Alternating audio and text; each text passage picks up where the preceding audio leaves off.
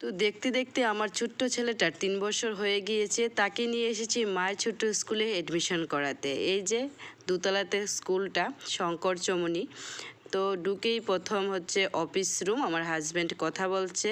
আর চলো এবার ভিতরটা দেখাই। সোনা পাপাকে প্রথমেই আমি ঢুকিয়ে দিয়েছিলাম।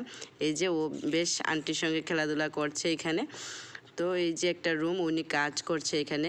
স্কুলটা নতুন হচ্ছে, একদমই নতুন। তো সেই জন্য এখনও কাজ সম্পূর্ণ হয়নি। তো এই মাসে স্কুল স্টার্ট হয়ে যাবে। তো এখানে হচ্ছে আরেকটা রুম, এখানেও চেয়ার টেবিল দেওয়া আছে, দেওয়ালে বিভিন্ন সুন্দর করে আর্ট করানো আছে, বেশ বড় রুমগুলো। আর এই যে জানুয়ারি ফেব্রুয়ারিগুলো এখানে আছে। আর এই রুমটা এখনও আর্ট হয়নি, তো হয়ে যাবে কিছুদিনের মধ্যে, স্কুল স্টার্ট হওয়ার আগেই।